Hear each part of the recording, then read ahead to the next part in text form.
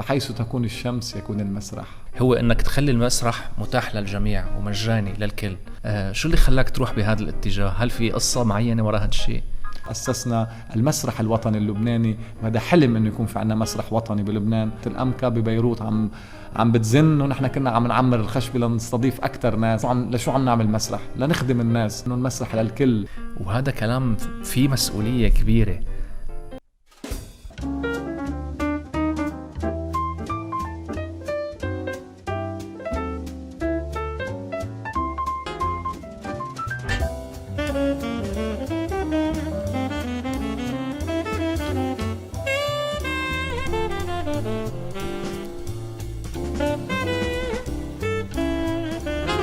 الأستاذ والمخرج الفنان قاسم اسطنبولي، أهلا وسهلا فيك معنا ضيف عزيز بدردشة بودكاست. تحياتنا، الله يخليك. نحن عادة بنبلش بدون مقدمات، حب الحديث يكون عفوي قدر الإمكان. خلينا نبلش معك من البدايات، بدايات اهتمامك بالمسرح والفن اللي بلشت أنا بعرف من الطفولة. كيف بلشت اهتماماتك بالفن والمسرح؟ بالمدرسة، يعني كنا مدرسة اسمها الأرض المقدسة مدينة صور، فاجت المديرة وقالت انه من بحب يمثل، وقاموا رفقاتي رفعوا ايديهم. طلعت غرت انه انا لما برفع ايدي، رفعت ايدي، وبعدين رحنا على المسرح. هيك اكتشفت هذا العالم الحلو، انه فتنا على قلب المسرح. بعدين بلشت المسسين توزع الادوار، مديرة المدرسة، فكل حدا اعطته دوره وشخصيته اللي حيلعبها. انا اعطتني المسرحية كلها. قلت له انا درسي مش عم بقدر احفظه، بدي احفظها كلها. ودي قال لا، انت دورك الملقن. فطلع الملقن هو اللي بيقعد بالكمبوشي، هو المكان اللي بيقعد فيه الملقن، وهو دوره يدل الممثلين لما بينسوا نصوصهم او لهم يفوتوا ويظهروا. فهيدي كانت البداية. واجا وقت العرض صرنا يتدربوا، وقمت وقت المسرحية صرت انا اعطيهم الادوار مثل ما انا على ذوقي، يعني مخرج على صغير. على صغير. فصارت مسرحية جديدة، صار يضحك الجمهور. وبعدين المدير ابونا لوقا وقتها هيك عيط علي انه لازم التزم كنت بالتعليمات. فلحظة انه لقيت الناس هيك انه هن فوق وانا تحت، انه دخيل لا انا مش فوق، انه لازم يكون فوق هيك الناس تزقف لهم، انه الملقن بيبقى تحت. فمن وقت قلت لا، انا خلص ما بدي اقعد بالكمبوشي، انا بدي صير ممثل.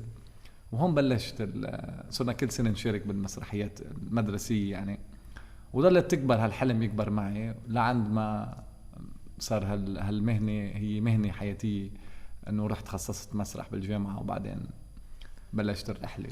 هل فينا نقول انه هاي اللحظة كانت هي اللحظة اللي غيرت حياتك، او في لحظة تانية بتعتبرها كانت مفصلية بهذا المجال مثل اللي بنشوفهم بالافلام مثلا؟ هلا بالنسبة لي انه هي لحظة عفوية، انه انت ما كنت تعرف اصلا شو هو المسرح، انه مجرد ما الناس هيك رفعت ايديها، لكن لقيت حالك انه فعلا انه هذا المكان، هيدي اللعبة المسرحية، انه ممكن انت تكون مساهم بهيدي اللعبة. وصارت الامور تكبر، وكلنا عنا قدرات معينة، عنا مواهب. هيك بيجي لحظة تطلع هيدي الموهبة بدها دفشة. فاجت هيدي اللحظة اللي تحس انه لا، انه هذا مكان انا بدي عن جد كونه. مع السنة صاروا يعني رفقاتي بالصف يقولوا لازم تعمل مسرح، لازم تعمل تمثيل. وصرت كل سنة انه تشارك بالمدرسة. وكان شخصية جحا مثلا واحدة من الشخصيات اللي لعبتها بالمدرسة، والناس حبت هالدور، صاروا يعطولي جحا بالمدرسة. فصارت الامور تكبر يعني. بس بالاحيان ما بتكون خياراتنا انه هالموهبه هي فعلا تكون مهنه، ممكن ما تكون مهنه بعدين بناء على ظروف. خصوصا عم نحكي عن تمثيل وعن مسرح، اكيد هيدي صعوبه انك تكون مهنه بلبنان او بلادنا العربيه هي صعبه، انه تكون هي خيار حياتي. صح، بس يعني خيار جميل. هل في شخص كان له دور مفصلي باختيارك للفن او دعمك كتير لحتى تختار هذا المجال؟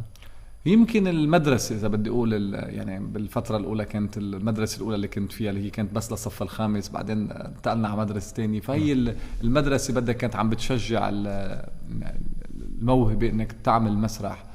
وبعدين أكيد يعني إلها علاقة بعائلتي كمان، إنه أنا مثلا إنه جدي كان حكواتي بالمدينة بصور حلو. كان يقول قصص عنتر وعبلة والزير سالم، وكان يهتم كمان يجيبوا أفلام، كان هو صياد سمك، يجيبوا أفلام من اليونان بالشخطورة ويعرضون على الحيط، حيط الحمام بهالوقت. ويعني فيها وبي كان يعني كمان عنده حب للمسرح، وعنده حلم إنه أنا أعمل مسرح. فالعائلة كانت عم بتساعد انه عندها حلم انه انا اعمل شيء يعني. حتى والدي كان بيحلم انه انا افتح مسرح بالمدينة، ولهيك لما بال 2014 اسست الخشبة بالاولى بمسرح الغرفة، المسرح صغير 40 كرسي، وكانت هيدا يعني تحقيق اول حلم صغير. وبعدين اذا بدك الحلم الصغير هو تجمع حوالي احلام تاني، وصار هو حلم الناس انك تفتح مسارح. فالامور اجت هيك. بما انك جبت سيرة مسرح الغرفة، هي التجربة اللطيفة اللي كانت البداية يمكن بالنسبة لك، تحكينا شوي عن هاي التجربة وليش اخذت اسم الغرفة؟ هلا نحن بال 2008 يعني خلال دراسة بمعهد الفنون بلشنا نعمل عروض جوالي بالمناطق، وبال 2011 رحنا على مهرجان الماجرو بإسبانيا. كان أول مرة بيختاروا عرب يشاركوا بدل المهرجان، فكانت يعني فرصة عظيمة إنه نحن كشباب كنا من معهد الفنون عم نروح على إسبانيا. وظلت هالتجربة لعند ما بال 2013 14 أسسنا المسرح الغرفي اللي هو كان مسرح صغير 40 كرسي وسميته مسرح اسطنبولي. بوقتها كنا لما يعني رحنا على مهرجان الماجرو كان مطلوب إنه يكون عندنا اوراق رسميه. هلا انا ما عندنا بيي الله يرحمه كان عنده شركه برادات وغسالات، شركه اسطنبولي، فقمت انه لاقدم هالمستندات، قدمت انه شركه مسرح اسطنبولي، وهيك اجت التسميه الاولى للمسرح كفرقه مسرح اسطنبولي بهيدي الفتره. بعد مسرح الغرفه انتقلت لتاسيس فرقه مسرح اسطنبولي. هي الفرقة اللي بلشت عروضها من الشارع مثل ما كنت عم تحكي من شوي مع زملائك أو خريجين المعهد اللي دارسين معك فن وتمثيل. بدي أسألك إنه علاقة الممثل مع الجمهور عادة بالمسرح بتكون علاقة مختلفة عن الناس اللي ما بيكونوا جايين قاصدين المسرحية، إن الناس من اهتمامات مختلفة ويمكن ما يكونوا مهتمين بعروض مسرحية. فكيف كانت ردة فعل الناس والتفاعل معكم بالشارع؟ هلا لما بتروح على مسرح على قلب الإيطالية يعني مسرح المغلق، والناس بتكون مهيئة إنه فايت على مسرح، بينما بالشارع بتكون فرجة فجائية أحيانا. في بدك تمثل بكل جسمك أحيانا، فبالتالي تقدر تجذب الجمهور قدر الإمكان ليضل معك بهيدي اللعبة المسرحية. يعني ممكن تلاقي مرة حاملة كيسان خضرة وواقفة تتفرج رايحة على السوق، بس بدك تخليها موجودة معك بالعرض. المسرح الشارع جميل إنه أنت بتروح للناس، انت ممكن تطرح مواضيع، انت ممكن هالقد تحرضهم على فعل ما، على عدم القبول بالامر الواقع، يشاركوا باللعبه المسرحيه ان كنا عم نحكي عن المسرح التفاعلي. فهيدا يعني هذه المدرسه اللي ممكن اغسطو بوال وغيرهم من المسرحيين اللي عملوا تجارب إلى علاقة بهيدا المسرح، مسرح المقهورين المهمشين، المسرح اللي هو بيقدر الجمهور يكون شريك باللعبة المسرحية من خلال تفاعله، من خلال مشاركته بالنص، من خلال أحيانا يكون جزء من العمل المسرحي. ولكن الحلو انه انت بتروح على المناطق اللي ما فيها مسرح او ما فيها ثقافي، او الناس اللي بحاجه انت تروح لعندها، وهذا المسرح الجوال مهم. والمسرح الشارع هو نوع من انواع المسرح، والعكس هيك جميل هذا المسرح، لانه كل المساحات تتحول لمسرح، فحيث تكون الشمس يكون المسرح. هذا الجميل. هل في لحظة تفاعلوا فيها معكم الناس بطريقة غير متوقعة؟ يعني بمعنى أنه اندمجوا بالشيء اللي عم تقدموه للحظة، حسوا حالهم جزء من المسرحية؟ يعني مرة بالصيدا مرة بسوق صيدا كنا عم نعمل عرض، ففي حدا يعني ببيع قهوة هيك بيعمل حتى موسيقى بالفناجين، فكان خلال العرض وكان حدا بالمسرحية هو ببيع شيء، فقام الزلمة لوحده فات بالعرض وصار عم يستخدم صوته وعم يستخدم حتى الإيقاع الفناجين الموسيقي فيه، وصار معنا عم بيشارك بالعرض بشكل عفوي. والعكس الناس كتير انبسطت انه هيدا الشخص عم بيشارك بالعرض ضمن المسرحية. او لما بتعمل عروض مثلا الناس بتحكي قصصها او مواضيع معك بالعرض وتتحول لعمل مسرحي، اذا كنا عم نحكي عن مسرح إعادة تمثيل او عم نحكي عن مسرح الحلقة او المسرح اللي بيصير بشكل فجائي احيانا. فبتشوف كتير في حالات معينة ممكن الناس تغني، ممكن الناس حدا عنده آلة موسيقية يقوم يشارك بشكل تلقائي معك.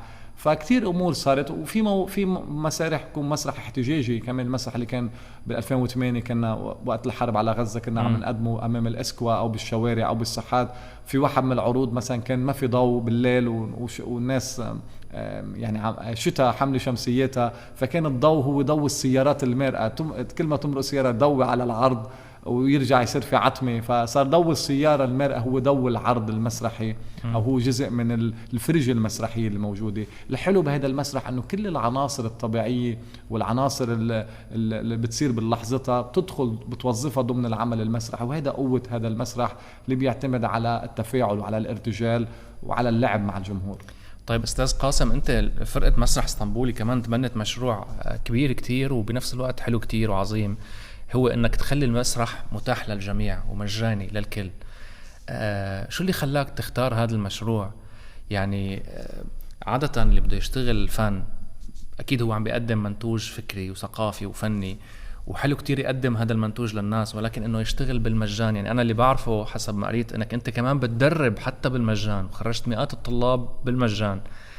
شو اللي خلاك تروح بهذا الاتجاه؟ هل في قصة معينة وراء هذا الشيء؟ هلا بعد ما تخرجت من المعهد، هلا انا ساكن بصور وبلشت الفكره بصور، يعني الحلم اذا بدك هذا صغير. فبالبدايه انت جاي على منطقه ما في مسرح، فبالتالي مش حيجي الواحد باول لحظه يجي يدفع مصاري ليحضر او ليتدرب، فانت بدك كنت تبني من تحت الصفر، اذا عم تبني مساحه. وهون بلشت اذا بدك تأسيس جمعية تيرو للفنون اللي انضموا حواليها شباب لبنانيين وفلسطينيين وسوريين وحتى عرب وأجانب، صاروا جزء، نحن عائلة. هيدا التنوع الجميل اللي موجود بلبنان خلى المسرح يلغي كل الفروقات، ونحن نتشارك لغة إنسانية عظيمة. وبلشنا من خلال المسرح الصغير، بعدين انتقلنا لتأهيل سينما الحمراء بمدينة صور اللي هي سينما تاريخية. بعد 27 سنة رجعت فتحت. بعدين انتقلنا على النبطية، كمان أهلنا سينما ستارز. بعدين هالتجربة رجعنا على صور، أهلنا سينما ريفولي، وهون بال 2018 أسسنا المسرح الوطني اللبناني، وهذا حلم إنه يكون في عنا مسرح وطني بلبنان. وبعدين رحنا على طرابلس، أهلنا أقدم سينما بتاريخ لبنان هي سينما الأمبير، هذه السينما العريقة اللي كمان بال 2022 كانت عم تشهد تأسيس المسرح الوطني. ومن فترة قصيرة أهلنا سينما الكوليزي ببيروت اللي تحول كمان من فترة قصيرة، صح. فهيدي التجارب من خلال يعني 17 سنة أكيد كان في ورش تدريبية بالمسرح، بالرسم، بالتصوير، بالأشغال اليدوية. كان في شغل يعني على مختلف الفنون، مهرجانات المسرح والسينما والرقص المعاصر والحكواتي ومهرجان تيرو الفني وأيام فلسطين الثقافية. كل هالمهرجانات جابت فنانين أكثر من 45 دولة حول العالم، اجوا فنانين ليعملوا تأسيس لثقافة بهيدي المناطق، ويقدروا يتنقلوا ويكون الفن حق للجميع من الشمال للجنوب. نقدر نعمل أفلام للصم للمكفوفين، نقدر نعمل أشغال يدوية للنساء، نقدر نعمل هذا التمكين. وهيدا اللقاء بين المناطق يكسر كل إذا بدك الجدار الوهمي اللي بنوه السياسيين بلبنان بين المناطق، إنه اثنيناتنا بلا كهرباء، اثنيناتنا عنا نفس المعاناة، اثنيناتنا. أنا لما تلميذ بالمدرسة بيقول لك أنا حلمي سافر، تلاقي كلهم بدهم يسافروا. لا، نحن بدنا الأحلام كنت تتحقق هون، على أمل يصير عنا بلد يقدر الشاب يحلم إنه فعلا إنه بيقدر يحقق أحلامه بهالبلد. ولكن هيدا الأمل موجود. والشيء العظيم إنه كمان بفترة الحرب سينما الكوليزي وصور وطرابلس، هالمسارح الثلاثة كانوا مراكز ضيافة، بيوت للناس اجوا ناموا فيهم. حتى الخشبة عمرناها، كانت الأمكا ببيروت عم بتزن، ونحن كنا عم نعمر الخشبة لنستضيف أكتر ناس. هيدي التجربة الإنسانية إذا بدك المفصلية باللي انعمل، إنه هالمسرح بالحرب وبالسلم ضل مفتوح للناس. لكن لشو عم نعمل مسرح؟ لنخدم الناس. وهلا المسرح ببيروت تغيرت المعادله، انه كمان لا، في فنانين وشباب وخريجين عم يجوا بيستخدموا الصاله، اوكي، بيقدروا يبيعوا تذاكر، بيقدروا يشغلوا المسرح. وبصور بطرابلس يعني هالمسرح صار جزء من هويه المدن، جزء من تاريخ الحركه المسرحيه بلبنان. وبافتتاح سينما الكوليزي كان يوم تاريخي، شوف الكرنفال بالشارع، الاحتفاليه، فرق من المخيمات من طرابلس عم يجوا بيفرجوا فنونهم، بيفرجوا الثقافه والفولكلور والدبكه والموسيقى. فهذا مشروع تشاركي مع الناس قدرت تحقق تغيير، تؤمن بالفن، وانه فعلا اللي كل الناس بتحب الفنون. والحلو انه قدرنا نعمل تغيير ونقدر نعمل مسارح للناس، واجوا عنا فنانين مسرحيين وسينمائيين امنوا. يعني انا بتذكر ب 2014 لما عملنا مهرجان الصور السينمائي، اجى محمود قبيل الممثل المصري وجه له تحيه، امن بالتجربه واجوا فنانين من العالم. بال 2016 لما قابلنا فرناندو أرابال بكوردوبا، قديش كان هو هذا المسرح العريق اللي هو صديق بكت ودالي انه مؤمن بتجربتنا وبعث لنا رساله بافتتاح سينما ستارز بالنمطيه. فهيدا بتحسسك بالفخر انه هذا المشروع مقدر، وهيدا الحراك المسرحي اللي هو الناس فرضت تغيير وقدرنا نعمل شيء ونكون احرار بالمسرح ونقول انه المسرح للكل، والفقير والغني بيقدروا يقعدوا بالمسرح. ولما بتقعد حدا حدك ما حتسأله شو لونك وشو شكلك وشو دينك وشو جنسيتك، بس حتتشارك انت وياه. اذا في شيء بضحك حتضحكوا سوا، واذا في شيء ببكي رح تبكوا سوا، ولما بتنعجبوا رح تزقفوا سوا. هيدا المسرح العظيم اللي بيلغي كل الفروقات. بعتقد باللي قلته أعطيت إجابة كافية ووافية تشرح ليش اخترت هذا الطريق، لأنه هذا الإحساس وهي المشاعر اللي عم تحكيها مع الناس وردة فعل العالم بعتقد ما بتتقدر بثمن. وبما أنك جبت سيرة كمان هذا المشروع العظيم أيضا اللي اشتغلت عليه، هو إعادة إحياء هاي المؤسسات الثقافية بلبنان، هاي دور السينما والمسارح العظيمة اللي عن جد كانت منسية. وردة فعل العالم أكيد حتكون مبسوطة، لأنه أنت عم تحكي عن مطارح شارع الحمراء مثلا كان معروف بقديش هويته الثقافية مهمة. طرابلس مثلا كان في عشرات دور السينما، صور نفس الشيء. بصراحة هذا المشروع ما بيحسسك بمسؤولية، خصوصي انك انت عم تعمل شيء. خليني اعبر عنه بجملة قالها الاستاذ عمر ميقاتي عنك بحديثنا، انك انت قال لي قاسم اسطنبولي عم يعمل تاريخ من جديد، عم يكتب التاريخ من جديد، وهذا كلام فيه مسؤولية كبيرة. هلا طبعا تحية لأستاذ عمر اللي هو بي، يعني هو جزء مهم من هالمشروع وعليها إنسانية عظيمة بتربطنا فيه. وحلمنا سوا، يعني هو كمان قديش كان عنده حلم انه يحقق حلم نزار ميقاتي انه يتأسس مسرح بمدينته، هذا المسرح العريق المعلم، وهذا الشيء تحقق. يعني انا بتذكر لما اجى بعصور اول ما تعرفت عليه وقلت له انا بدنا نعمل لك حفل احتفالية لك، قال لي لا نحن بدنا نحتفل بنزار البي والمعلم. فكمان هلا اللي عم قلت لك هو احلام الناس. انا بشوف انه انا حلمت حلم صغير، ولكن هذه اليوم مؤسسه، اليوم ما وقف على احد، يعني هذه المؤسسه بتكمل، والمؤسسه قادره ان هالتجربه كمان تمتد ليش لا لدول عربيه، انه نحافظ على الارث وعلى التراث. يعني اليوم انت السينما كمان هي جزء من هويه المدينه مثل ما قلت. ويعني هلا لما بيجي حدا، ديك مرة طلعت مع تاكسي قال لي انا حبيت مرتي بالسينما فوق على البلكون، كنا قاعدين كان في فيلم لعبد الحليم، وهون وبلشت اللحظة اللي صار فيها حب بيناتنا. فأكيد هي ذاكرة الناس، رجعت لهم الذكريات انت بهاي المطارح. بيجي جد مع أحفاده بقول لهم هون الكوليزيه أو هون أمبير أو هون طرابلس أو هون صور. يعني قديش الناس سعيدة ومبسوطة لأنه السينما عندها إرث وعندها هوية. ولهيك يعني بال2023 قدرنا نحصل على جائزة اليونسكو الشارقة للثقافة العربية، وهي واحدة من جوائز اللي بتقدر الحفاظ على الإرث والثقافة العربية وعلى الهوية العربية. ولهيك نحن اليوم قادرين نوثق تجاربنا العربية ونوصل مسرحنا العربي للعالم. ولا يهمك، ونشرب مي ولا يهمك، خذ راحتك. فهيدا شيء أساسي وهيدا دور نحن لازم نعمله، ونقدر نعمل نوع من التضامن الثقافي.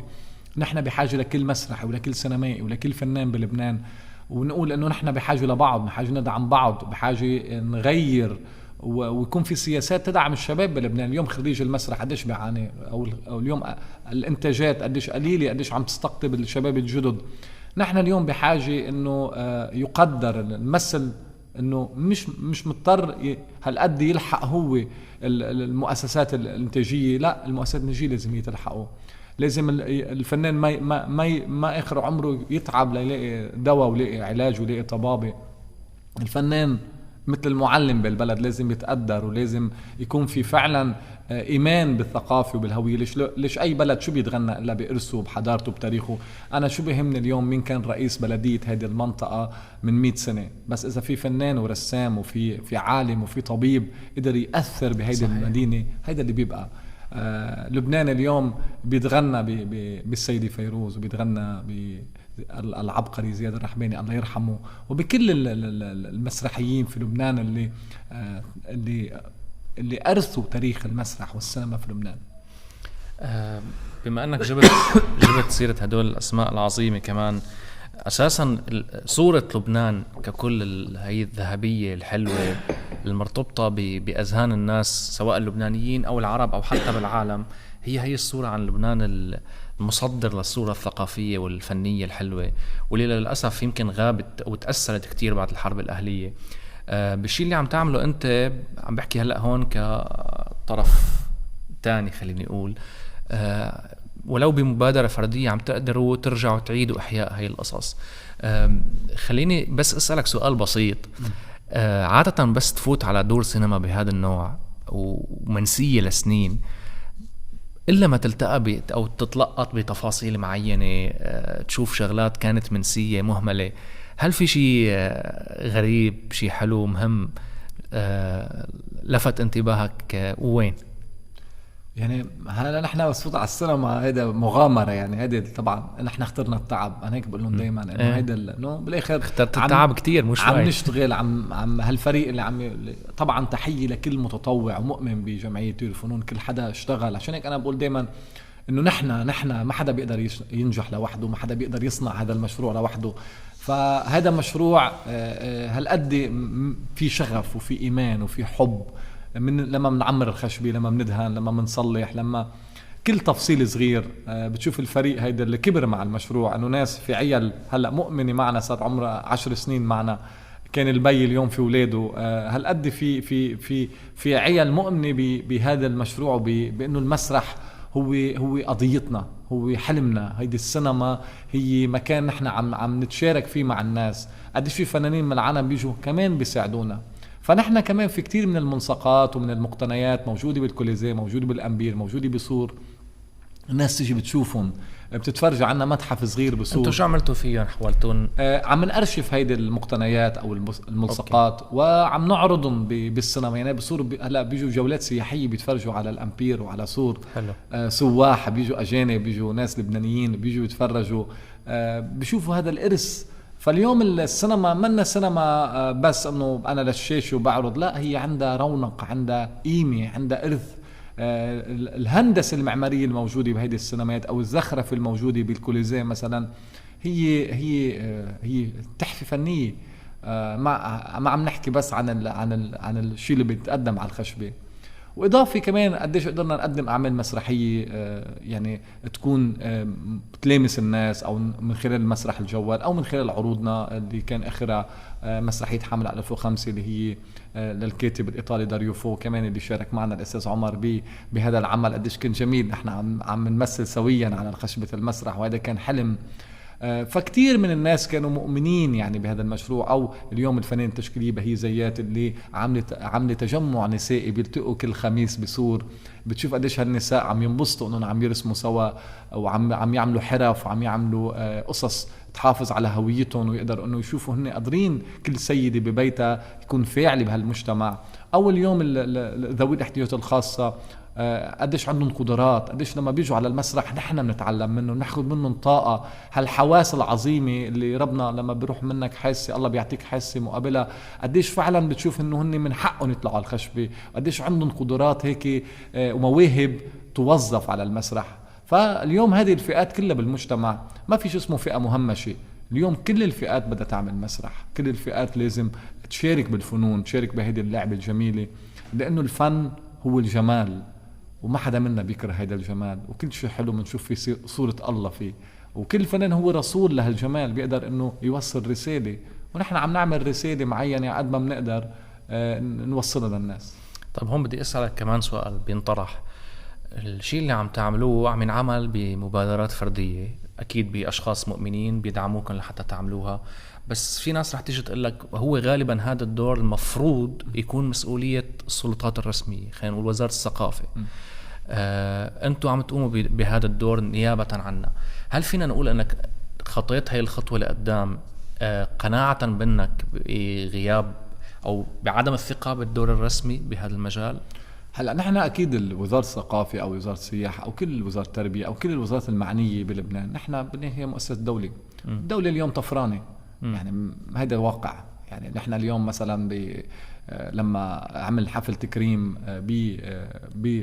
نايلنا جائزة اليونسكو الشارقة الثقافة العربية بالمكتبة الوطنية ببيروت مثلا. يعني نحن هذا الاحتفاء لما خلصت الحفلة نحن دفعنا الاشتراك الكهرباء.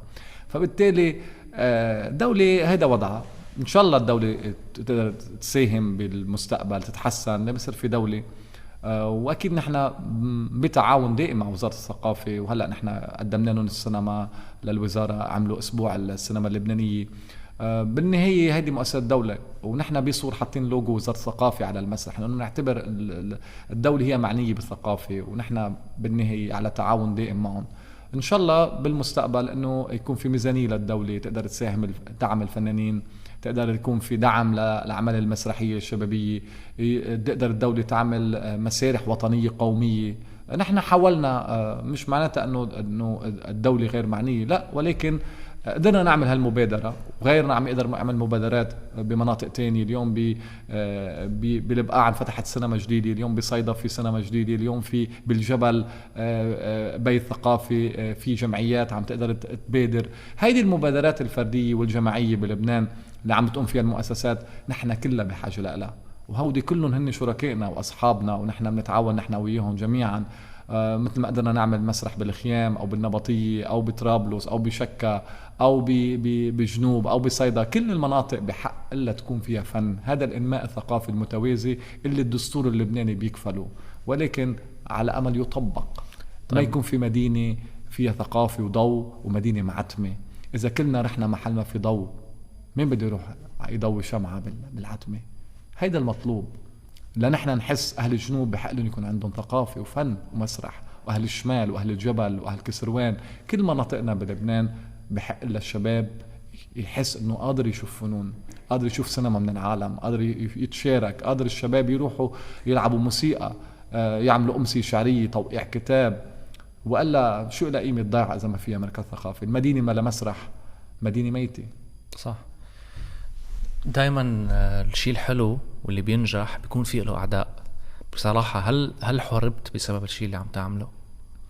ما بعتقد انه محاربة كمحاربة، ولكن كان في ظروف صعبة. انه نحن اول سنة ما فتحناها بصور اقفلت، سينما بالنبطية كمان اقفلت لفترات قصيرة، ما قدرنا يعني نكمل فيهم وما زالوا مقفلين. يعني بالتالي منيح، يعني ما فينا نقول انه خسرنا، بالعكس ربحنا تجارب تانية.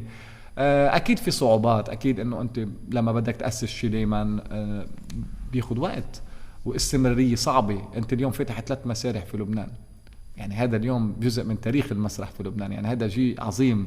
انت بتروح على طرابلس بتحس قديش قيمة هالمسرح، بتروح على السور بتشوف قديش قيمته، بتروح على الحمراء على بيروت. هذا حلم عظيم انه سينما الكوليزيه فتحت. يعني واحد من اهم الاحلام اللي الناس عم تنبسط فيها، اللي فعلا شيء عظيم. هذا اللي عم نقول انه هو جزء من حركه انسانيه ثقافيه رح تبقى دائما. قديش هلا بتشوف الناس شباب عم يجوا لبنانيين، فلسطينيين، سوريين موجودين بلبنان. في شباب اليوم تعرفنا يوم بالحرب، هلا هن جزء من السينما، من فريقنا.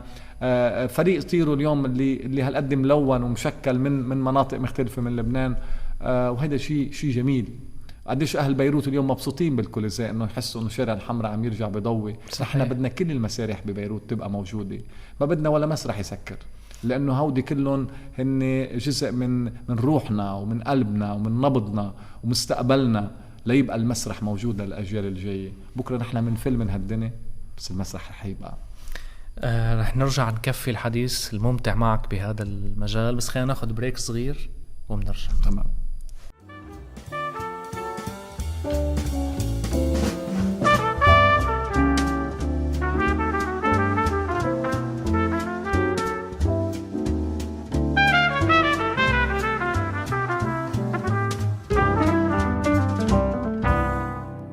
لشو عم نعمل مسرح؟ لنخدم الناس، انه المسرح للكل.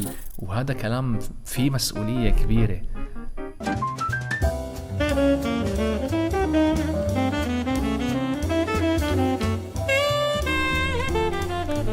أستاذ قاسم اسطنبولي، أهلا وسهلا فيك مرة تانية. قبل البريك كنا عم نحكي عن مشروع إعادة إحياء بعض دور السينما والمسارح الموجودة بلبنان، وحكينا عن مسارح مهمة كان آخرها المسرح أو السينما اللي فتحتوها بالحمراء وتحولت للمسرح الوطني اللبناني. هذا المشروع اليوم مكفي بمناطق تانية أو لا؟ رح يوقف هون. هلا بدنا نرتاح شوي، يعني ناخد استراحة المحارب. يعني كمان الفريق تعب، فبالتالي ممكن بعدين بالمستقبل. هلا المهم يستمر المسرح، يستمروا هالمسارح، يكون في برمجة. هلا الحلو بطرابلس كل يوم نعرض فيلم سينما. هلا ببيروت بلش يصير في برمجة لأفلام سينمائية، عم بلش نعمل ورش تدريبية. كمان في شباب، في أمسيات موسيقية رح تصير الشهر الجاي، في عروض مسرحية. الحلو انه عم يجوا هالشباب اللي عم بفتشوا على مساحة، عم يجوا عم بيلاقوا المسرح. وقلت له انا دايما انه ما حدا حيدق باب هالمسرح الا ما حيفتح له.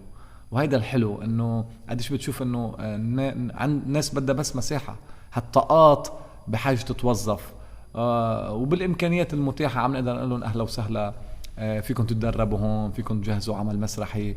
وقديش بتشوف انه كمان عم تشوف احلام الناس عم تيجي بتتحقق بالمسرح. وهذا الشيء الحلو. وبالصورة بطرابلس الأمور ماشية، يعني أنه الحرب ما وقفت المسرح. بعز الحرب كنا عم نعمل ورش تدريبية بطرابلس وبصور. وهذا شيء جميل، أنه حتى كنا المسرح هو جزء من المقاومة الثقافية، جزء من الوعي، جزء من التغيير، جزء من التنشئة.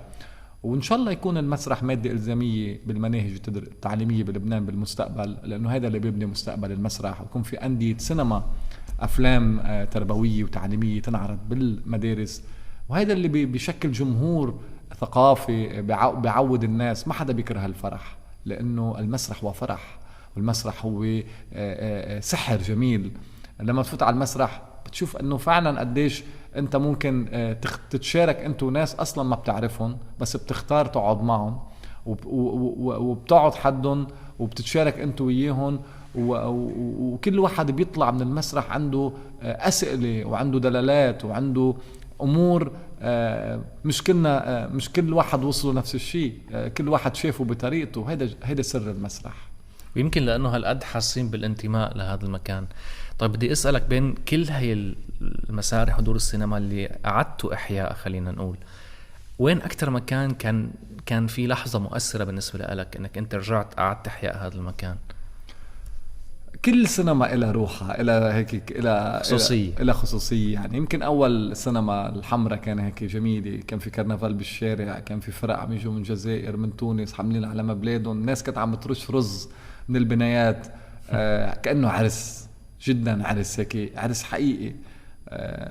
وكان الافتتاح جميل، لأنه الناس عن جد حاسة إنه هالمكان لإلها. رجعت السينما الحمرة تضوي، رجعت ايام الحمرة مثل ما كانوا يقولوا بصور، انه ايام السينما هيدي. فايه كان لها. والكوليزيه يمكن بالافتتاح كان كمان شيء عظيم ومؤثر، انه كمان اهدينا هيدي السينما الى روح شهيدة المسرح في لبنان، الطفلة سلينا السمراء اللي فقدناها بالحرب، وهي كانت يعني متدربة بالمسرح، الله يرحمها، ورسمت اخر رسمة وما كملتها. يعني هذا قبل بيوم، يعني حتى اخر صورة لها كانت بالمسرح. شو انت حامل قضايا هون الناس كلهم، فقديش بتحس انه هن اللي بيعطوك شغف وبيعطوك قوه وبيعطوك حب لتعمل مسرح، ولا تحس انه اخي منيم الغبره ومنيم الوسخ وبندهن وبنمسط وبنعمل عروض. واليوم شبابنا المسرح في منهم سافروا، منهم بقيوا، منهم موجودين، اللي تجوز، اللي فهن عايدي. يعني بتحس قديش في عندهم انتماء، انه هون ربيوا، هون عايشوا، هون ذكرياتهم، وعشنا مع ناس ايام، واكلنا سوا وشربنا سوا، وبالحرب نمنا بالمسرح. يعني شو بدك اكتر من هيك؟ يعني المسرح هو هالقد بيتنا، هالقد هو روحنا، هالقد نبضنا، وقضية عم نعيشها. ما في اجمل انك تعيش الشيء اللي بتحبه، وتكون انك حر بالمكان اللي انت موجود فيه، وانك انت عم بتقدم رسالتك للناس بكل حرية. المسرح بلا حرية واي فن بلا حرية ما له معنى. لهيك نحن بحاجة بعالمنا العربي لتحسين السياسات اللي بتخلي في حرية أكبر للفنان بالمنطقة، وتخليه يقدر يغير، ونقدر نحارب القمع، ونقدر نتحدى. واليوم شفنا بكل الحرب اللي عم تصير بالمنطقة، كانوا المثقفين والأحرار بالعالم عم يتضامنوا تجاه قضية إنسانية، تجاه القضية الفلسطينية. وشفنا قديش الإعلام وقديش الفن قدر يساهم إنه يغير الصورة على القليلة، إنه اليوم ما فيك تكون، إنه إذا مش قادر تكون مع المظلوم ما تكون مع الظالم. وهذا الشيء اللي تحقق بالعالم اليوم، إنه شفنا إنه اليوم في التجار عم بيتاجروا بالحروب، وعم بيعملوا سيطرة زيادة على حساب الناس وعلى حساب الأطفال وعلى حساب معاناتهم. ولكن ما بصح إلا الصحيح. بدنا نقاتل من أجل الحرية، من أجل العدالة، ومن أجل الكرامة. وهذا المسرح المبادئ اللي بنادي فيه. المسرح رح يضل دايما إلى جانب المظلومين والمقهورين بالأرض، ورح يدافع عنهم، ورح يعكس أوجاعهم، ورح يكون مرايتهم، وهذا هو المسرح. أستاذ قاسم، أنت جبت سيرة فلسطين، وفلسطين دائما حاضرة ولا تغيب بأعمالك وبشغلك. ويمكن ما كل الناس تعرف أنك ابن أب لبناني ومن أم فلسطينية من عكا، وربيت على فلسطين وحكاية فلسطين. وإذا بدي راجع معك يمكن عناوين مسرحياتك أم يابا، ونزهة في ميدان معركة لفرناندو أرابال، وزنقة زنقة، وتجربة الجدار، والبيت الأسود وغيرها، معظم هاي المسرحيات فلسطين حاضرة فيها، القضية حاضرة فيها بشكل أو بآخر. شو اللي أثر فيك لحتى اخترت هذا الطريق بأنك تكون عم تحكي دائما بمسرحياتك عن القضية؟ هلا بالنهاية يعني فلسطين هي قضية إنسانية، والمسرح كل قضية إنسانية بيقدر يدافع عنها، ونحن عم نعيش يعني بالنهاية. أنت شفت كل الوقت نحن اليوم من 2008 2014 واليوم بال 2024 يعني شفنا قديش في معاناة إنسانية. فبالتالي طبيعي المسرح اليوم يكون عم بدافع عن القضية الإنسانية، القضية الفلسطينية. وبالنسبة لي هيدا يعني مثل حلم، يعني أمي بتحلم دايما أنها ترجع تشوف عكا وتشوف شط عكا. في كتير ناس بعدها عندها المفتاح ببيتها. فاليوم اللي شفناه بغزة تعلمنا عبر إنسانية عظيمة ما كان موجودة بالتاريخ. فشو بدك لما بتشوف هذا بيطلع منا 100 فيلم و100 مسلسل و100 عبرة و100 شيء ممكن أنت عن جد تروح. هلا لما كنت بإيطاليا، موسيقي إيطالي مستوحي معزوفة الموسيقية من طفل حامل خيه بغزة، وكانوا ماشيين بين الدمار. فقديش كانت هالمعزوفة الموسيقية إنسانية. وهذا إيطالي لا بتجمعه بالعرب شيء ولا بالقضية مثلا، ولكن بتجمعه إنه إنسانيته. في رأي بيقول إنه اللي صار بغزة بآخر سنتين مو بس أعاد إحياء القضية وأعاد إحياء الضمير العربي والعالمي على الصعيد الإنساني الشعبي، عم أقول أكيد مو الأنظمة، ولكن أعاد أيضا إحياء النشاط النضالي والثقافي والفني الداعم لفلسطين بوقت كانت الناس فاقدة أمل بأنه يمكن يغير شيء، بينما كان لهم دور كتير كبير بمسار أو تاريخ الصراع العربي الإسرائيلي. هل برأيك اليوم بعد كل شيء عم تشوفه خصوصي بآخر سنتين الفن قادر يغير شيء بخصوص القضية الفلسطينية؟ هلا اليوم هذا اللي كنا عم نحكي مع مثلا لما بتروح على أوروبا أو أي بلد بالعالم، بنحكي مثلا انه اليوم مثلا بالمانيا انت مثلا بيعملوا اجتماعات او بينادوا على السلام. بالنهايه اوكي انت كفنان فيك تقدم شيء، توصل صوره، او اليوم اللي بيقدموا محتوى عبر الانترنت بيحكوا بينقلوا الحقيقه، هذا شيء مهم. ولكن اليوم التغيير اللي بيقدر يعمل تغيير هي الناس اللي هن التجار اللي عم بيبيعوا سلاح، اللي هن عايشين على الدم. فهيدي بزنس كبير يعني هذا. ولكن على القليله انت هذا الشيء اللي قدرت تقدمه. على القليله ما تكون انت قاعد صامت، ما تكون خد موقف وعلي الصوت وقول بأي طريقة ممكنة. اليوم من أسبوع بإسبانيا بمدريد كان في أكثر من 1,000,000 شخص بالشوارع بكل إسبانيا. هذا الشعب الإسباني انتفض من أجل شو؟ من أجل حقيقة إنه في ناس عم يتعرضوا لإبادة جماعية، في ناس مظلومين. فبالتالي ما بس حل الصحيح اليوم فيش حدا بياخد بيت مشتاق له بيبقى فيه. لو طالت الأمور في شيء في الحق بده يرجع لأصحابه. بالنهاية للأسف إنه العالم اليوم مسيطر عليه، يعني هيدا ما في عداء. هيك المؤسسات الدولية كذبة كبيرة يعني إنه بالنهاية إنه موظفين وعايشين على الحروب برضو بجزء معين. فهذا الشيء موجود اليوم في أعمال مسرحية عملت من 500 سنة بتحكي عن هيدا المواقف اللي عم نعيشها اليوم، على صراعنا من أجل الحرية، من أجل الهوية، صراعنا مع المحتل، مع الدكتاتور، مع الفاشي. وهودي هن موجودين، ولكن صار يلبسوا بدل هلا. وشفنا هلا من فتره قصيره انه كلهم يعني مثل الدمى بيوقفوا بيقول لهم اسكتوا احكوا يعني. وبالتالي امريكا شيكا بيكا. طيب بدي اسالك عن رايك الشخصي كفنان ومثقف. ليش برايك صار هذا الاندفاع بالعالم الغربي وبرا وبدول يمكن بعيدة كتير عن عالمنا العربي مثل كولومبيا مثلا، وشفنا هالقد عدد هائل من الناس بالشوارع، شفنا تحركات عظيمة، شفنا احتجاجات بالجامعات. بينما بالعالم العربي تحس الشعوب العربية شبه مخدرة. كفنان، من وجهة نظرك كفنان، شو السبب؟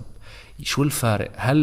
هل هو الوعي والثقافة والفن وتأثيره برا غايب عنا ولا لا؟ شو السبب اللي هيك عم بيصير؟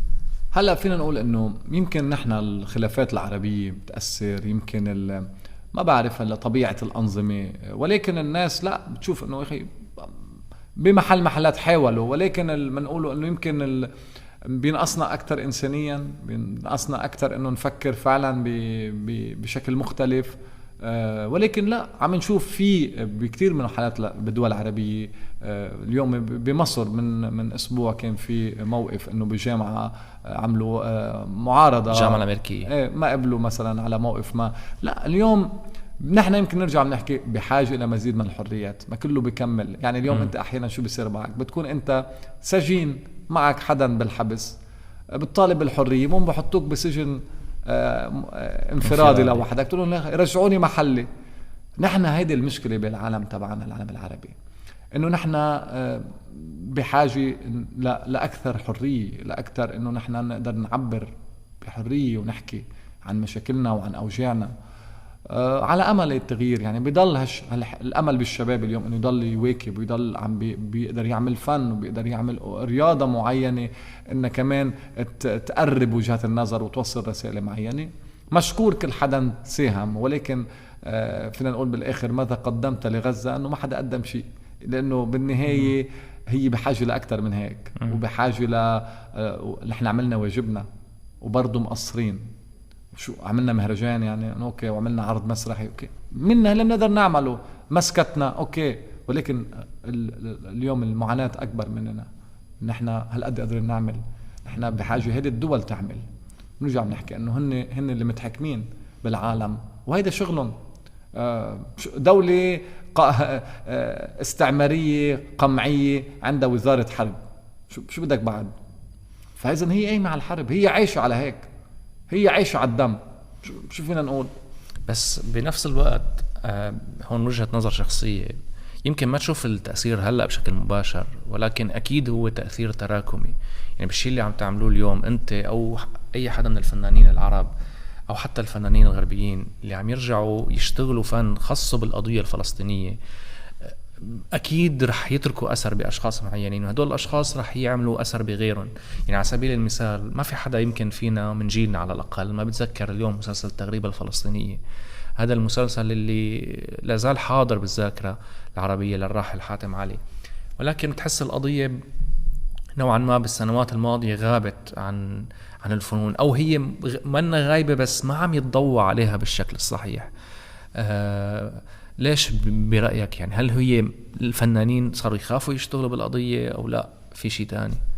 هلا كمان ما تنسى انه لهوك بقضايا تانية. اليوم كل العالم العربي المشكلة كلنا عنا مشاكل، على امل يصير في وحدة عربية، على امل يصير في انه نحن نتشارك ثقافات. عنا كتير امور. رحت على السودان بال 2022 قبل الحرب، انه هذا البلد العظيم، معقول السودان اللي ممكن تعمي نص الكرة الارضية فيها جوع؟ هذا مزعج. هذا التقاتل المحلي شو بينفع مين؟ ليش عم يتقاتلوا؟ هلا ما حدا بيعرف. فبالتالي المشكلة هون انه نحن بدنا ما نبني جدار بين ضيعة وضيعة بس لانه نحن بنختلف عن بعض صرنا نكره بعض. وهذا المشكلة، هذا السياسة اللي هي فرق تسد هي اللي ماشية. نحن عشان هيك بنقول بنعمل مسرح، بنعمل سينما، ممكن نعمل اي فن يجمع الناس يقربهم من بعض، يخليهم يرجعوا على فطريتهم وإنسانيتهم. أنه نحن بالآخر ما اخترنا هذا الاختلاف، خلينا نحترم الاختلاف الغير عننا، وخلينا نشوف أنه بكرة من فيلم من هالدنيا ما بناخد معنا شيء، بناخد بس هالعمل اللي ممكن نعمله بهالحياة، هالأثر اللي ممكن نتركه، هالشيء اللي صغير اللي ممكن الناس تتذكرنا فيه. ولكن هذا الحقد والكراهية وثقافة الموت اللي ممكن أنت ببلدك تقتل شخص ببلدك بس أنه مختلف عنك، من أجل شو؟ من أجل السلطة، من أجل زيادة الاستعمار، من أجل صراعات النفوذ، بس مش من أجل بناء وطن، مش من أجل بناء إنسانية وعدالة ما ممكن، ما حدا بيربح بالحرب الأهلية، ما حدا بيربح بالتقاتل الداخلي، بيربح اللي عم يشتغل لهالمحل. طول عمرها بلادنا بتتغنى بالتنوع، طول عمرها بلادنا العربية فيها إرث وتاريخ وحضارة. لهيك نحن المسرح هو انتصار العلم عن الجهل. نحن حاجة نتمسك بالعلم أكثر وأكثر، ونتمسك بالثقافة وبهويتنا وبلغتنا العربية الفصحى اللي هي فيها موسيقى وفيها تاريخ وفيها إرث. هذا اللي بحاجة له نحن اليوم، نوثق أعمالنا. هذا المهم. التكاتف العربي ضرورة اليوم، إنه نحن نلغي كل هالحواجز وهالإعلام اللي حطينا وهالفروقات ونحن عنا إرث، عنا إمكانيات عظيمة، بس بحاجة للتكاتف العربي. لهيك نحن عبر المسرح بننبسط لما نعمل مهرجان مسرح عربي، بيجوا كل الدول العربية. أنا بدي أتعرف على جيبوتي وعلى موريتانيا وعلى جزر القمر وتعرف على فنانينهم وروح لعندهم ويجوا لعنا. قديش بنبسط اليوم لما بشوف هذا التنوع اللي بيجي. مثلا لما عملنا بهذا المهرجان الأخير عرض سوداني، اجوا العمال السودانيين اللي بلبنان عملوا شكلوا فرقة وعملوا رقص فولكلوري سوداني، أو اجا عرض من ألمانيا فرقة من سوريا عملوا عرض باللهجة الكردية، واجوا الجالية الكردية ببيروت حضروا لغتهم وتغنوا فيها وتغنوا بتاريخ سوريا وحضارتها، هذا البلد العريق اللي فيه تنوع وعظمة مهمة يجب الحفاظ عليها. أستاذ قاسم، شو أكتر شيء بيخوفك اليوم بهاي المنطقة الملانة بالنزاعات غرقانة بالحروب؟ يعني بنقول إن شاء الله خير. إحنا بنأمل إنه يصير في وعي أكبر، وإنه يصير في تحسينات أكثر، ونقدر فعلا نشوف إنه مصلحتنا اليوم نتعامل بشكل إنساني أكبر، وما نفكر بهالفروقات اللي ما لها معنى وما لها وجود اللي عم يلهوك فيها. وإنه فعلا الشباب العربي يكون واعي أكثر، ونتمسك بكل شيء ممكن يقربنا من بعض أكثر. وهذا اللي مهم. وهذا الشيء اللي ممكن يعمله الفن. يعني بنرجع للأساس الأساسي، إنه هالفن هالقد بيقدر يجمع هالاختلاف، وبيشوف إنه ما له معنى كل هالأمور. صدقا ما له معنى. ليش مين منا اختار شكله أو لونه أو جنسيته؟ هيدا الورق اللي ممكن يخلي بلاد تحترمك وما تحترمك بس لأنه جواز سفرك مختلف. شوف قديش بشع. بعده البني آدم بيستعبد خيو الإنسان، وبعدنا بنتعامل بشكل مختلف بسبب ديانة أو بسبب لون بشرة أو بسبب عرق معين. البني آدم بعده هو اللي بيستعبد خيو الإنسان بكل بساطة. يعني بعد هيدا الأمور اللي رغم كل التطور والتكنولوجيا، لكن بعدك نفس المشاكل ونفس الأمور، لأنه هيدي الطبيعة البشرية البشعة، هيدي النفوس الشريرة. ليش نحن اليوم شو قلنا انه اليوم هذا القتل اللي شهدته غزة هودي اعداء للبشرية. هذا وعي انه انا بروح بقتل طفلي او عائلة ما لها ذنب بس لانه والله بالغلط، او الصحفيين اليوم اللي تحية لكل الجسم الصحافي والاعلامي بلبنان، او الشهداء اللي فقدناهم انه هو شو ذنبه؟ حامل كاميرا واقف على الحدود عم ينقل الخبر والصورة استشهد. هودي جماعة ما عندهم مشكلة، يعني وقحين، غير انه حرامية كمان. صح. يعني هيدا في حكاية اسمها حكاية سلمى، بتقول لك ما وقفت الحرب وما وقفنا خليفة، من 4 شهور خلقت سلمى بنتي، بس سلمى رح تكبر والحرب رح يكبر. كل ما بتتعلم حرف جديد بتحطني قدام عزي رح يقتلني، بصير أهرب من أسئلة الصامتة، بترجعني لطفولتي لذكرياتي اللي الحرب بده يقتلها. بصير حاس حالي واقف قدام مراي بس لأجاوب على سؤالها، ليش خلقت بالحرب؟ وهذا سؤال كلش سؤال كبير. شو ذنبهم؟ ليش يا أخي؟ تعال بدك تحاسبني، شوف الأسباب. ليش أنا هيك؟ لأنه أنت كل وقت حاطط لي جدار وعم بتخوفني وعم بتعامل معي على أني مواطن درجة تانية، وحاطط كاميرا علي عم بتصورني وبتشوف تحركاتي وكأنه أنا ما بعرف شو. يعني بالنهاية هذا الضغط وهذا القهر وهذا الظلم شو بده يولد؟ بده يولد حرية، بده يولد نضال، بده يولد إنسان يكون ثائر من أجل كرامته. على شو أنا عايش؟ إذا عايش بلا كرامة خليني موت بكرامتي.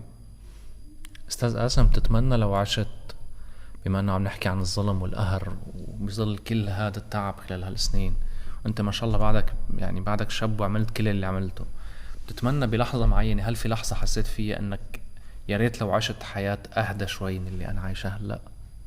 هلا يمكن هذه حياة سريعة، يمكن أكيد بظلم اللي بنعمله إنه أحيانا يمكن أمورك الحياتية العائلة الخصوصية بتصير عم بتقل، يعني بدل ما أنت تكون عم تقدر الوقت كله عم بيروح لهذا المشروع العام.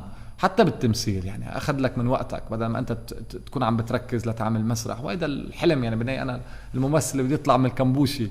فبس برضو يعني نحن مبسوطين يعني بالنهاية، ما في الواحد يقول انه الحمد لله انه هالقد قدرنا نعمل، على القليلة بكل الوقت كنا عم نحاول انه نحن موجودين ونعمل اللي بنعمله. ما في الواحد يأسف على شيء، بالعكس كل الامور بايجابيتها وسلبيتها عم تتعلم يعني منا، وهي تجربة حياة. وبالعكس شيء عظيم لما بتفوت على المسرح تشوف الناس عم تحضر مسرحية، او بتشوف الاطفال لما بيجوا على السينما، قديش بتحس عن جد بالفخر انه على القليلة صنعت الفرح للناس. ونحن كلنا إذا بنقدر نصنع شيء، هي أعظم مهنة بهذا الوقت يعني. هي إذا قدرت تحقق هذا الهدف فبتكون عملت شيء كتير عظيم. خليني أسألك كمان سؤال. هل في لحظة حسيت فيها أنك مستنزف وما بقى عندك طاقة تعطي، أو لا الشيء اللي عم تعمله ونظرة العالم خلينا نقول شوفت التأثير الشيء اللي عم تعمله دايما بتعطيك دافع؟ هي أنت بتاخد طاقة، يعني نحن بناخد طاقة من بعض، فبالتالي انه كل الوقت عم تاخد هيدي الطاقة من الناس. انا قديش بنبسط لما بروح على طرابلس مثلا، بتتشارك مع العالم هونيك قديش. ولا هلا انت بيجوا ناس من الشمال على الجنوب كانوا ما بيجوا قبل صاروا بيجوا هلا، بحسوا انه ليش خايفانين نحن من بعض. بالنهاية ما في شيء بخلينا نخاف. وهلا انت بالعكس انه الفن كمان دائما كان في عم بيجوا عندك ناس من بلاد ما بتعرفها بيجوا لعنا بيتشاركوا معنا. يعني ما بتذكر اول مره عملنا مهرجان انه استضفنا الناس ببيوتنا وكنا نطعميهم مناقيش وفلافل وكذا، بعدين صرنا نحطهم باوتيلات. قديش كل هذا الوقت كانت الامور عم تضحك احيانا على قصص كيف كنت تعمل قصص انه بامكانيات بسيطه، بس تقول لهم للناس هالقد امكانياتهم وهن مأمنين. لما بيجي حدا من الارجنتين او من المكسيك او من البرازيل او من اليابان بيجي على صورة بيجي على طرابلس وهو مؤمن وبيجي بيدفع تذكرته لأنه مؤمن بالمسرح ومؤمن أنه جاي يأسس ثقافة، هذا الشيء عظيم. وما بنعرف يعني مرة حدا قال لي أخي كيف جذبتوهم لتجيبوهم، لأنه شو أغريتوهم يعني. عرفت الفكرة؟ أغريناهم بحب الفن بحب المسرح، وهو لأنه مناضل بالمسرح إجا وآمن. يعني القصة مش فكرة، حتى أنا بقول دايما أنه أنت إذا فنان ولا مادة حتى عندك جمهور وجيد وبيشي تذاكر وكذا، أعمل لك شي حفلة بشي يوم مجانية بشي منطقة، روح على شي ضيعة هيك وقدم لهم شي لهالناس، شي مؤسسة بحاجة لدعم تقدر إنك تساهم معها. بالآخر يعني هذا اللي بنقول انه بالمحل اللي انت قادر تكون فيه لازم الفنان اكيد ياخذ اتعابه واجره ويكون معزز ومكرم، وبنفس الوقت انه اذا قادر بمحل تاني تساهم ساهم، لانه الخير بيرجع. يعني هذا نحن المشروع تبعنا هو استثمار بالخير، يعني كل اللي عملناه هو الناس عملته. انا بكل صراحه بقول انه هذا الانجازات اتحققت بفضل الناس وبجهدهم وبتعبهم وبمساهمتهم، بفضل الناس اللي آمنت وبفضل العيال اللي آمنت بهالمشروع واللي طبخوا واللي استضافوا واللي جابوا الناس من المطار واللي قدروا يركبوا الديكور واللي يشغلوا صوت وإضاءة. المسرح عمل جماعي، وهيدي الفرجي واللي قدر يساهم انه يعرض فيلم سينما. فكل هيدا كل هون الناس يمكن نحن احيانا بنشوف المنتج. هلا انا بحكي انا استضفتني انا اللي عم بحكي عن هالمشروع، ولكن هذا المشروع هو كل هون الناس، كل هالفنانين، كل هاللي تعبوا، كل هاللي عمروا المسارح واللي دقوا برغي بالخشبة. هو تحية لنضالاتهم، تحية لكل نقطة عرق نزلت منهم. وبالنهاية مثل ما قلت بيوم الافتتاح، الافتتاح كان تحية لكل الناس اللي قدموا تضحيات بلبنان بعالمنا العربي وبالعالم من أجل عدالة ومن أجل حياة أفضل للناس، ومن أجل أنه ما نكون خاضعين ونقبل بالذل وما نقبل أنه حدا يحكمنا زورا. لا، نحن بدنا نقول كلمة الحق لو شو ما صار، شو ما يكون. ولا ليش بدي أعمل مسرح؟ بصير أنا طبال وزمار، بصير الواحد هيدا مثل شاعر البلاط، يعني بدي هي إنه بغني للحاكم. ما فيك بقى تقول إلا للظلم إنه أنت ظالم، لو شو ما بدها تكون النتيجة. بدك تقول كلمة الحق، ولهيك أنت عم تدفع ثمن أستاذ. ما بحس انه بتدفع ثمن، يعني ما بحس انه بدفع ثمن، لانه الناس بتحبنا، يعني الناس مؤمنه بالمشروع تبعنا. اوكي، واللي ما بده واللي مش معاجبه هذا الكلام او بحس انه هو يعني نحن ممكن نتعرض لشيء معين وكذا. ما انت بتعرف اصلا من الاساس لما انت اخترت تعمل مسرح انت عارف شو التحديات، يعني انه منه شيء جديد. ما بده يجي واحد يقعد يقول وكذا وانه لا او هيك، لا، من الاساس انت جيت خضت معركة انسانية وانت عم تعمل الشيء بقناعة، وبالنهاية ما انا ما يعني نحن كلياتنا ما بنأسف على شيء انه معين، بالعكس احنا مبسوطين بهالمملكة الصغيرة الموجودين فيها بهيدي السينما، وبيجوا الناس لعنا قد ما بيجي اهلا وسهلا، بيجي واحد شخص بيحضر بنقدر نعمل شيء نحن وياه، بيجوا 4-5 بده يتدرب وبنقول لهم اهلا وسهلا. مش المهم اذا بتعرف تحكي انجليزي او فرنسي، مش المهم اذا انت مثقف او منك كل الناس عندها ثقافة وكل الناس عندها ارث، وستي اللي يمكن ما فاتها على مدارس عندها تجربة الحياة. كل الناس عندها ثقافة. الوقت عم بداهمنا، معنا دقيقتين عم بيقلي المخرج. في لسه كان لازم نحكي عن السينما والتلفزيون، نعمل حلقة تانية إن شاء الله أكيد، لأن الحديث معك كتير ممتع. تسلم. بس خلينا نختم معك معناتها بسؤال سريع بدقيقة ونص. إذا فيك توقف اليوم قدام حالك كقاسم اسطنبولي بعد كل شيء عملته، شو بتقول لحالك اليوم؟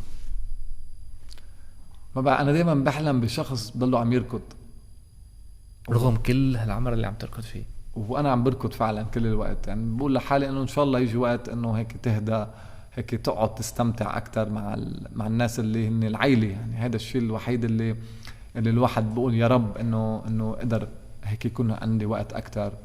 وان شاء الله يعطينا الوقت والعمر لنقدر فعلا نكمل هالحلم، وان شاء الله يبقى المسرح لو نحن مش موجودين المهم يبقى المسرح مفتوح. يعني هذا الشيء الحلو. يعني يوم بالحرب بجنوب لما تركنا سور ورحنا على طرابلس فتره هيك، وقفت بالسينما هيك قلت انه انا كيف بدي اترك هالمكان، يعني المكان اللي بنحبه. بس الحمد لله انه المكان فتح قلبه للعالم وناموا بهالمسرح. هذا شيء عظيم. يعني بالعكس الشيء اللي عم ينعمل هو إنساني هالقد باقي وهالقد قوي وهالقد كل واحد معنا بهالمسرح هالقد بتحس عن جد قديش ممكن بيجي عنده أحلام معينة عم تتحقق. قديش بتشوف شيء جميل إنه مش بس إنه أنت عم تحقق الشيء اللي أنت بدك إياه، أوكي شيء جميل، بس كمان أحيانا متعة إنك تعطي أجمل بكتير منك تاخد. شكرا كتير لك أستاذ قاسم اسطنبولي. كانت حلقة عن جد ممتعة والحديث فيها يطول، ونتمنى أكيد يكون في حلقة تانية. بما أنك عم تحكي عن العائلة بدي وجه تحية كمان لوالدتك ولوالدك ولعائلتك كلها ولكل الناس اللي عم يشتغلوا معك على هذا المشروع العظيم. كانت حلقة ممتعة، شرفتنا. أهلا وسهلا فيك بدردشة بودكاست. تسلم.